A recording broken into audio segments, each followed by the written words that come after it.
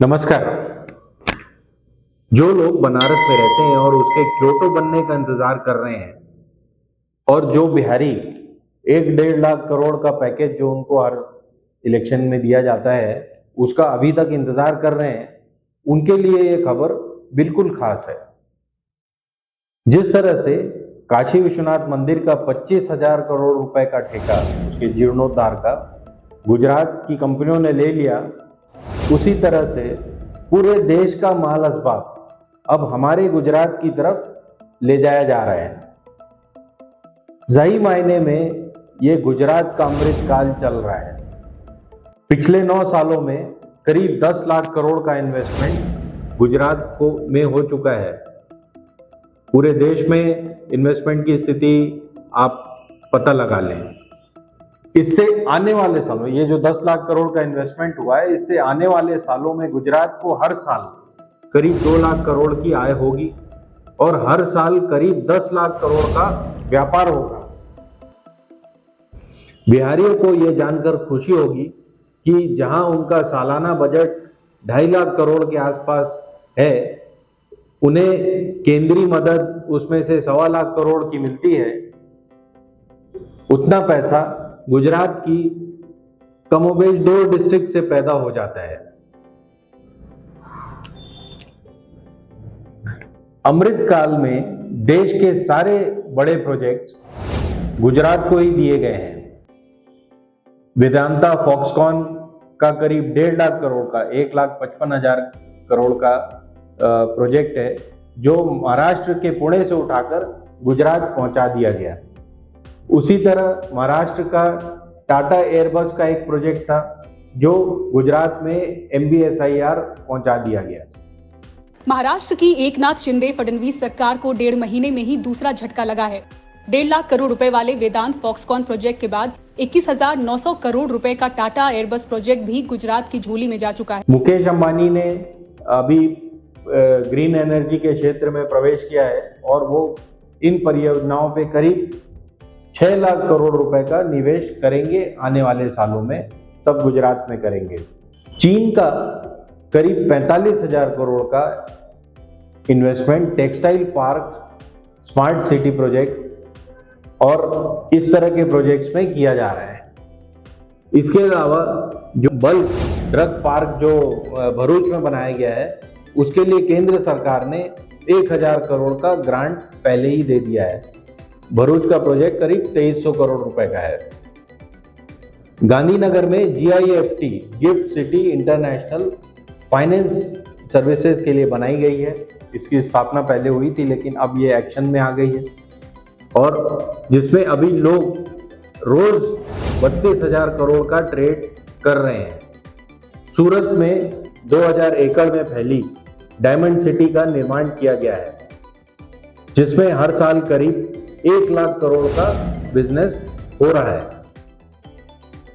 दहेज पोर्ट में करीब 454 स्क्वायर किलोमीटर में फैला हुआ है ये दहेज प्रोजेक्ट और इसमें पेट्रो और पेट्रोकेमिकल्स इंडस्ट्रीज करीब 1 लाख करोड़ का इन्वेस्टमेंट कर रही है।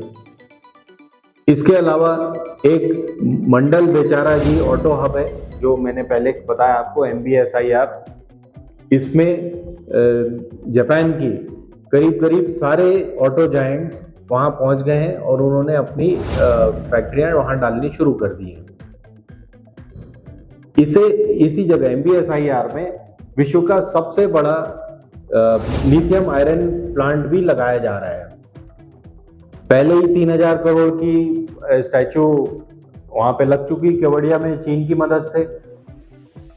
वहां अब करीब हर साल 5 लाख टूरिस्ट आते हैं, जिससे करीब 50,000 करोड़ का बिजनेस सालाना हो रहा है।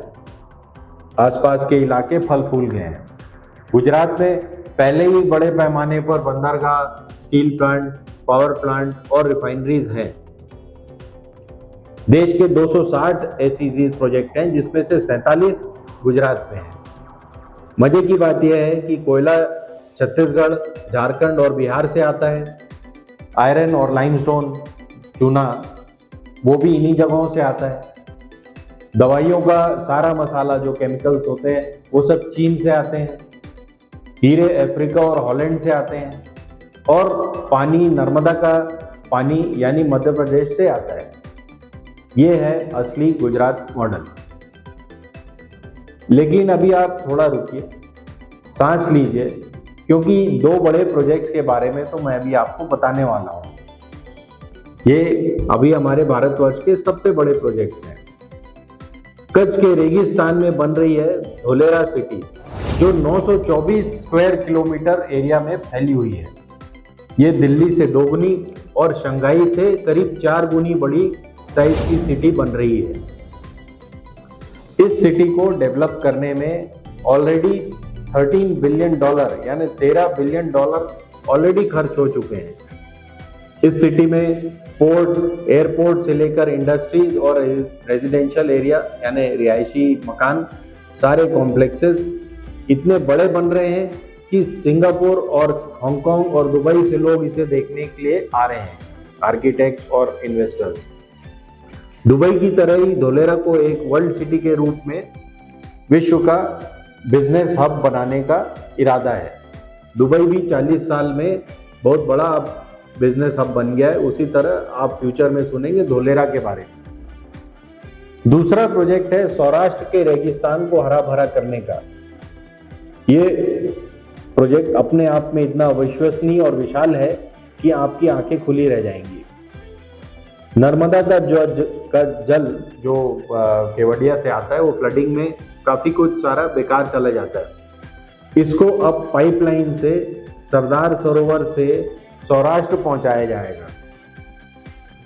ये जो सोनी प्रोजेक्ट है, SAUNI, ये जो प्रोजेक्ट है ये करीब 1,000-1,500 किलोमीटर की पाइपलाइन इसमें बिछाई जाएगी और जो खेतों के नीचे से निकाली जाएगी। ओपन कैनाल्स का सिस्टम नहीं रहेगा और इससे सौराष्ट्र के करीब 40 सूखे डैम भरे जाएंगे।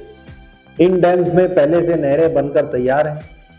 नर्मदा का पानी आते ही करीब 10.5 लाख एकड़ यानी करीब 4 लाख हेक्टेयर जमीन पर फसलें उगाई जा सकेंगी।